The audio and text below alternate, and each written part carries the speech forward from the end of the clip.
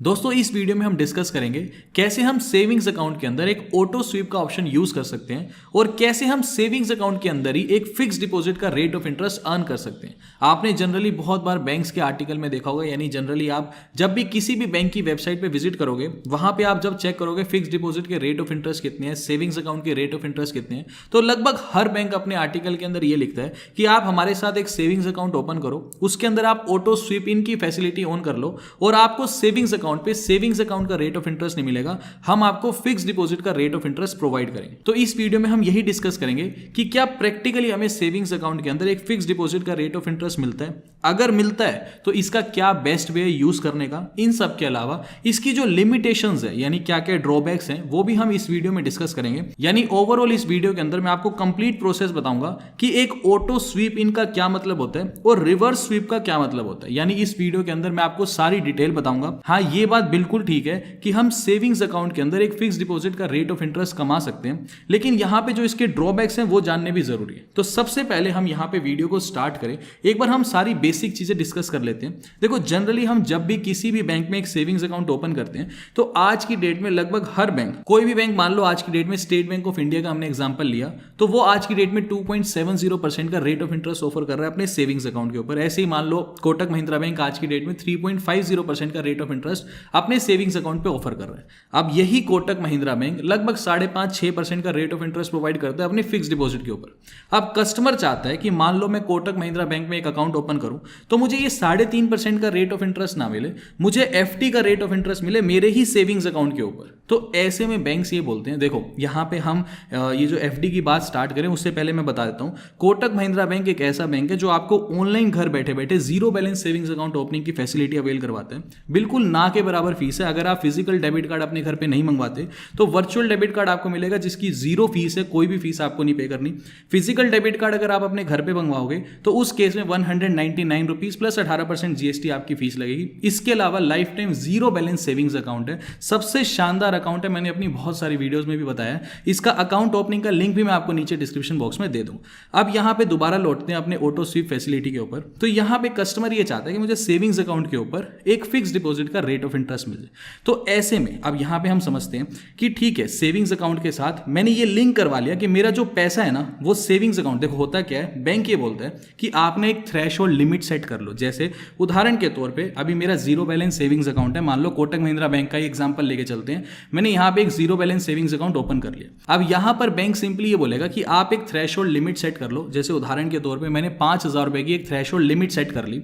अब बैंक ये बोलेगा कि जैसे ही 5,000 रुपए के ऊपर अगर आपका बैलेंस गया सेविंग्स अकाउंट में, जैसे उदाहरण के तौर पे मान लो कभी मेरा जो बैलेंस है वो 10,000 हो गया सेविंग्स अकाउंट में, तो ये क्या करेगा, 5,000 रुपए तो रखेगा मेरे सेविंग्स अकाउंट में और बचे हुए 5,000 रुपए ये मेरे एक फिक्स डिपॉजिट में डाल देगा। अब इसका फायदा ये होगा कि जो 5,000 रुपए मेरे सेविंग्स अकाउंट में पड़े उस पर तो मुझे मिलेगा 3.5% का रेट ऑफ इंटरेस्ट। अब ये जो बचे हुए 5,000 रुपए हैं जो मेरे एफडी में जा चुके हैं, इसके ऊपर मुझे मिलेगा एफडी का रेट ऑफ इंटरेस्ट, जो लगभग आज की डेट में 5.65% से लेकर 6% के आसपास चल रहा है कोटक महिंद्रा बैंक में। अब यहां पे मुझे फायदा ये होगा कि मुझे एफडी का रेट ऑफ इंटरेस्ट मिल रहा है। अभी हम सारे के सारे फीचर्स को ही डिस्कस कर रहे हैं ऑटो स्वीप फैसिलिटी के। अब ऐसा नहीं है कि ऑटो स्वीप फैसिलिटी सिर्फ कोटक महिंद्रा बैंक ऑफर करता है, सारे बैंक्स ऑफर करते हैं। हम जनरल एक टॉपिक डिस्कस कर रहे हैं कि ऑटो स्वीप का बेनिफिट है या नहीं है। अब इस केस में यहां तक समझ आता है। अब यहां पे कस्टमर भी बहुत अट्रैक्ट हो जाता है। कस्टमर को लगता है कि ठीक है, मेरा सेविंग्स अकाउंट में पैसा पड़ा है लेकिन फिर भी मुझे एफडी का रेट ऑफ इंटरेस्ट मिल रहा है। सुनने में ये बातें बहुत अच्छी लग रही हैं। उसके बाद जैसे ही हम अपना पैसा फिक्स डिपॉजिट के अंदर डालते हैं, अब यहां पे एक लिमिट होती है। देखो, पहली बात तो यहां पे नंबर ऑफ एफडीज बहुत ज्यादा ओपन होती है। जैसे उदाहरण के तौर पे अब उसके बाद अब हमारे अकाउंट में 10,000 बैलेंस था, 5,000 सेविंग्स में रह गया और 5,000 की एक एफडी बन गई। उसके बाद मान लो एक 10,000 रुपए की और एंट्री आई मेरे अकाउंट के अंदर, तो वो 10,000 रुपए सीधा सीधा एक और एफडी बन जाएगी, यानी एफडी नंबर 1, एफडी नंबर 2। उसके बाद मान लो 5,000 रुपए और मेरे अकाउंट में आए तो एक और एफडी बन गई, एफडी नंबर 3। तो ऐसे करके 5,000 के ऊपर जितना भी बैलेंस आता चला जाएगा उसकी एक एफडी बनती चली जाएगी। अब ऐसा नहीं है कि आपके अकाउंट में सपोज करो कि 100 रुपए आ गए तो 100 रुपए की एक एफडी बन जाएगी, नहीं। यहां पे बैंक ये भी बोलते हैं कि कम से कम, अब ये बैंक टू बैंक डिपेंड करता है, जनरली बैंक ये बोलते हैं कि कम से कम 5,000 रुपए एक्सेस होने चाहिए। जैसे मान लो 5,000 की आपने थ्रेशोल्ड लिमिट बनाई थी, अब इस 5,000 के ऊपर जब 5,000 रुपये और इकट्ठे हो जाएंगे तब एक एफडी क्रिएट होगी, यानी कम से कम मिनिमम अमाउंट की एक एफडी 5,000 रुपये की तो बनेगी ही बनेगी।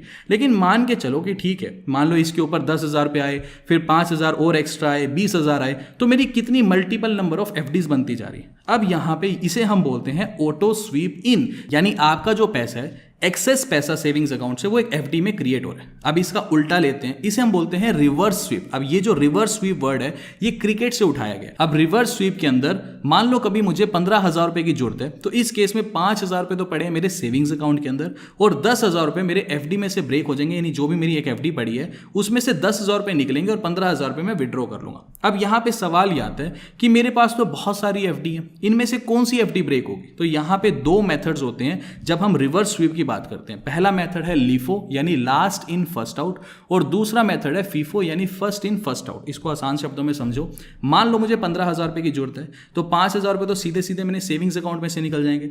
अब यहां पे अगर मैं लीफो मेथड यूज करता हूं यानी लास्ट इन फर्स्ट आउट, तो इसका मतलब यह है कि जो मैंने लास्ट एफडी क्रिएट करवाई थी उसमें से मेरा पैसा निकल जाएगा। अगर मैं फीफो मेथड को यूज करता हूं यानी फर्स्ट इन फर्स्ट आउट, तो मुझे मान लो 15,000 रुपए की जरूरत है, तो 5,000 रुपए तो मेरे सेविंग्स अकाउंट में से निकल जाएंगे और बचे हुए 10,000 रुपए मेरी फर्स्ट एफडी में से निकलेंगे, क्योंकि मैं फीफो मेथड यूज कर रहा हूं फर्स्ट इन फर्स्ट आउट वाला। तो जो मैंने एफडी सबसे पहले क्रिएट करवाई थी उसमें से मेरे 10,000 रुपए निकल जाएंगे। अब यहां तक तो हमने ये डिस्कस किया कि ऑटो स्वीप इनके बहुत सारे फायदे हैं, लेकिन अब हम इसे समझते हैं कि इसकी क्या क्या लिमिटेशंस है। देखो, ऐसे लोग जो बहुत ज्यादा ट्रांजेक्शंस करते हैं, ऐसे लोग जिनका पैसा इवन एफडी में पड़ा है और मान लो इन्होंने ऑटो स्वीप फैसिलिटी ऑन की हुई है और पैसा कुछ सेविंग्स अकाउंट में और कुछ की एफडी क्रिएट हो रखी है, लेकिन ऐसे लोग जो बहुत ज्यादा फ्रीक्वेंसी में ट्रांजेक्शंस करते हैं, तो ऐसे लोगों के लिए तो बिल्कुल भी फायदे की बात नहीं है ये ऑटो स्वीप इनका फीचर। इवन मैं ये कहूंगा कि ऐसे लोगों के लिए तो नुकसान ही है। मैं भी आपको आगे कैलकुलेशन करके भी बताऊंगा कि कितना सेविंग अकाउंट का इंटरेस्ट है, कितना एफडी का इंटरेस्ट है, विड्रॉल करते हैं तब कितनी पेनल्टी लगती है, सारी चीजें भी मैं आपको समझाऊंगा। तो ऐसे लोग जिनकी बहुत फ्रीक्वेंट ट्रांजेक्शंस होती है, बहुत बार ट्रांजेक्शन जो लोग करते हैं, उनको तो बिल्कुल भी नहीं करवाना चाहिए। उन्हें तो जितना पैसा सेविंग्स अकाउंट में मिलेगा उससे भी कम इंटरेस्ट मिलेगा अगर ये लोग ऑटो स्वीप इन का ऑप्शन अवेल करते हैं। अब यहां पे सबसे पहले हम समझते हैं कि मान लो एक एफडी का कैसे प्रोसेस रहता है, एफडी कैसे पैसा डिडक्ट करती है अगर हम एक प्री मैच्योर विड्रॉल कर लेते हैं। देखो, जनरली मान लो आज एक एग्जांपल लेके चलते हैं, कोई लाइव एग्जांपल नहीं है, हम बस एक एज्यूम करके चल रहे हैं। मान लो कोई भी एक बैंक है, लेट्स से कि आईसीआईसीआई बैंक है, मान लो 1 साल की एफडी ओपन करवाने पर, मान लो आज डेट मान लो 1 जनवरी 2022 है, 1 जनवरी 2022 को मैं आईसीआईसीआई बैंक विजिट करता हूं और यहां पर 1 जनवरी 2022 को ये लोग बोलते हैं कि 1 साल की अगर आप एफडी ओपन करवाओगे तब हम आपको 10% का रेट ऑफ इंटरेस्ट देंगे। ये सब कुछ हम एक हाइपोथेटिकल सिचुएशन लेके चल रहे हैं, 10% का रेट ऑफ इंटरेस्ट कोई ऑफर नहीं करता। 1 जनवरी 2022 को आईसीआईसीआई बैंक बोलता है कि 1 साल की एफडी कराने पर हम आपको 10% का रेट ऑफ इंटरेस्ट देंगे। और आज के दिन ही यानी 1 जनवरी को ही आईसीआईसीआई बैंक ये बोलता है कि अगर आप 6 महीने की एफडी ओपन करवाते हो आज की डेट में, तब हम आपको 8% का रेट ऑफ इंटरेस्ट देंगे। कस्टमर ने कहा चलो ठीक है, हम आपके पास 1 साल की एफडी ओपन करवाएंगे, आप हमें 10% का रेट ऑफ इंटरेस्ट दे देना। अब कस्टमर को मान लो आज से 6 महीने के बाद ही पैसों की जरूरत पड़ेगी और वो अपनी एफडी ब्रेक कर लेते हैं। तो 6 महीने के बाद जब कस्टमर जाते हैं, कस्टमर बैंक में जाके ये बोलता है कि आपने मेरे को ये कहा था कि 6 महीने की अगर हम आपके पास एफडी ओपन कराएंगे तब आप हमें 8% का रेट ऑफ इंटरेस्ट दोगे। मैंने आपके पास 1 लाख रुपए रखे थे, आप मेरा पैसा ब्याज के साथ मुझे वापस दे दो। लेकिन बैंक ये बोलता है कि हमने ये कहा था कि 6 महीने की एफडी करवाओगे तब हम आपको 8% का रेट ऑफ इंटरेस्ट तो देंगे, लेकिन आपने जो एफडी करवाई वो करवाई थी 1 साल की। 1 साल से पहले ही आपने अपनी एफडी ब्रेक कर दी और आपने एफडी ब्रेक की है 6 महीने के बाद। तो बिल्कुल ठीक बात है, हम आपको 8% का ही रेट ऑफ इंटरेस्ट देते हैं अगर आप 6 महीने की एफडी करवाते। अब क्योंकि आपने जो अपनी एफडी करवाई है वो करवाई थी 1 साल की और आपने एफडी तोड़ दी 6 महीने के बाद ही, तो आपके ऊपर हम पेनल्टी इंपोज करेंगे जिसे हम बोलते हैं प्री मैच्योर विड्रॉल पेनल्टी। अब इस केस में पहली बात तो बैंक ये कहेगा हम आपको रेट ऑफ इंटरेस्ट देंगे 8% का, क्योंकि आपने 6 महीने की ही एफडी हमारे पास रखी। उस 8% में भी हम 1% की पेनल्टी आपके ऊपर इंपोज करेंगे, यानी हम आपको आपका पैसा 7% के हिसाब से देंगे। अब वापिस आते हैं हम अपने फीचर के ऊपर ही जो हम डिस्कस कर रहे थे एफडी के अंदर, ये जो ऑटो स्वीप का ऑप्शन है। अब यहाँ पे क्यों नुकसानदायक है, देखो अब इसे हम एक एग्जांपल से समझते हैं। अब जो ये हम सिचुएशन समझेंगे ये बिल्कुल लाइव एग्जांपल से समझेंगे। मैंने एग्जांपल लिया एक्सिस बैंक का। एक्सिस बैंक आज की डेट में हमें 3% का रेट ऑफ इंटरेस्ट ऑफर करता है अगर मैं अपना पैसा सेविंग्स अकाउंट में रखता हूँ। जब हम अपना पैसा फिक्स डिपॉजिट में रखते हैं तो फिक्स डिपॉजिट आपको पता ही है कि मिनिमम 7 डेज की ओपन होती है और मैक्सिमम आप 10 साल की ओपन करवा सकते हो। अब ये सारी कैलकुलेशन एक बार हम स्क्रीन पे करते हैं। अब यहां पर आप एक बार टेबल में देखो, ये इनका चार्ट है। जैसे मान लो किसी ने अगर 15 दिन से लेके 29 दिन की एफडी ओपन कराई तो उसे 2.5% का रेट ऑफ इंटरेस्ट मिलेगा।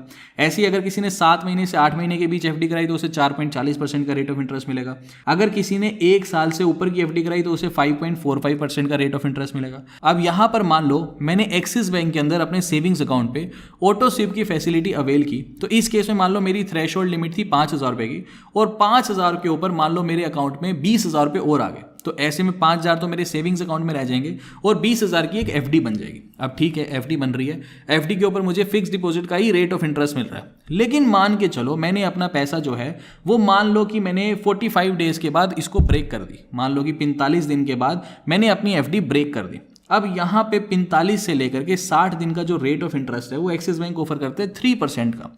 अब क्योंकि मैंने 1 साल से पहले अपनी एफडी ब्रेक कर, देखो ऑटो स्वीप के अंदर आपको कम से कम 1 साल अपना पैसा रखना ही पड़ता है। अगर आपने अपनी एफडी 1 साल से पहले ब्रेक करवा दी तो आपके ऊपर प्री मैच्योर विड्रॉल के चार्जेस लगेंगे। अब ये वैसे तो बैंक टू बैंक डिपेंड करता है। कई बैंक बोलते हैं कि आपको कम से कम 6 महीने एफडी रखनी है, कई बैंक बोलते हैं आपको 1 साल एफडी रखनी है, यानी आपके बैंक टू बैंक ही डिपेंड करता है। लेकिन हम एक एग्जाम्पल लेके चलते हैं, ज्यादातर बैंक ये बोलते हैं कि आपको ये जो ऑटो स्वीप का ऑप्शन है ना, इसमें 1 साल एफडी कम से कम आपको हमारे पास रखनी ही पड़ेगी। ठीक है, ये फैसिलिटी आपको जरूर देते हैं कि अगर आपके सेविंग्स अकाउंट से आपको ज्यादा पैसे चाहिए तो वो पैसा आपके फिक्स डिपॉजिट से निकल के आपके सेविंग्स अकाउंट में जरूर आ जाएगा। लेकिन आपको एफडी हमारे पास कम से कम 1 साल की रखनी है, यानी ये तो वही बात होगी कि आपकी एफडी प्री मैच्योर विड्रॉल हो रही है। अब ऐसे केस में मान लो किसी भी व्यक्ति ने 45 से 60 दिन के अंदर, एक एग्जाम्पल लेके चलते हैं, मान लो किसी भी एक व्यक्ति ने 48 दिनों के बाद अपने सेविंग्स अकाउंट की थ्रेशोल्ड लिमिट से ज्यादा पैसा यूज कर लिया, तो इस केस में एफडी पे जो उसे रेट ऑफ इंटरेस्ट मिल रहा था वो मिल रहा था 3% का, अगर 45 से 60 दिन के लिए अगर वो पैसा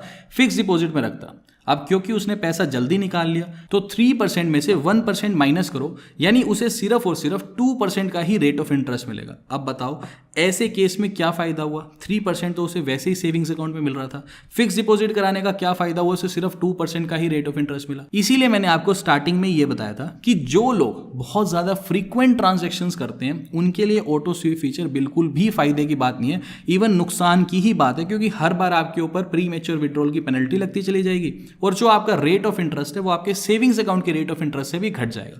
तो ऐसे में ये फीचर किसके लिए बेनिफिशियल है? ठीक है, मैं ये नहीं कहता कि बिल्कुल बेकार फीचर है, अगर बेकार फीचर होता तो सारे बैंक्स ये इंट्रोड्यूस ना करते।